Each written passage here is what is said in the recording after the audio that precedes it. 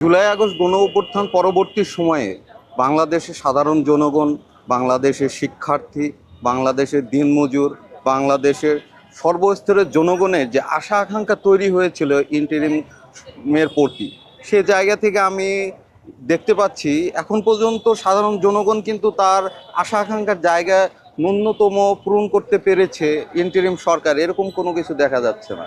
কেননা আপনি লক্ষ্য করবেন ইন্টারিম আসার পর থেকে বাংলাদেশের গুম, খুন, হত্যা, ধর্ষণ কিন্তু বেড়েই চলছে। যে জায়গাটায় সাধারণ জনগণ আমরা মনে করেছিলাম এই ইন্টারিমের প্রতি আমাদের যে প্রত্যাশা ছিল বাংলাদেশের নৈরাজ্য সন্ত্রাস অনেক কমে যাবে, কিন্তু সেই জায়গায় আরও সন্ত্রাস বেড়েই চলছে।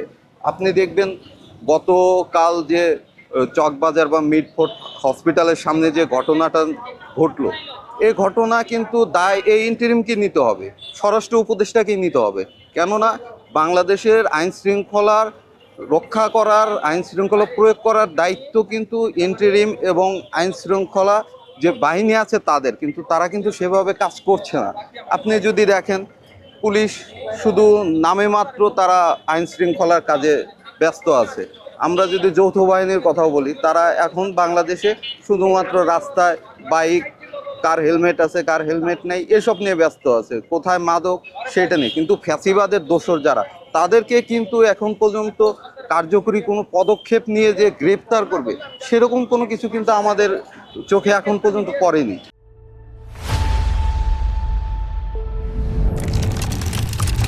বাংলাদেশ জাতীয়তাবাদী দল বাংলাদেশের সর্ববৃহৎ একটি দল এবং সাধারণ জনগণের আস্থার একটি দল। সেই দলের অসংখ্য নেতাকর্মীর মাঝে দু একজন যদি অপকর্ম করে, একটি পলিটিক্যাল পার্টি হিসাবে বিএনপির সর্বোচ্চ ক্ষমতা হচ্ছে তাকে সাংগঠনিকভাবে বহিষ্কার করা।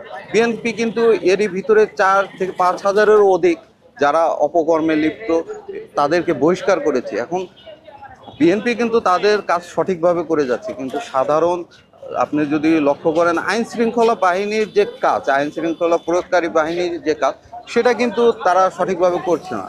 এখন রাস্তায় একজন আওয়ামী লীগ বা ছাত্রলীগ যারা ফ্যাসিবাদের দোষর ছিল তারা হেঁটে যাচ্ছে।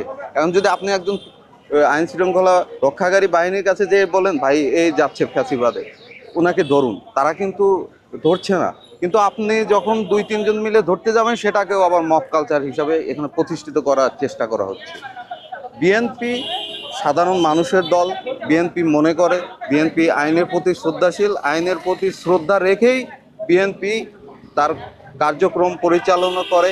এবং কিছু হুইফোর সংগঠন যারা বিএনপির জনপ্রিয়তাতে ঈর্ষান্বিত হয়ে বিভিন্ন রকম অপপ্রচারে লিপ্ত আছে।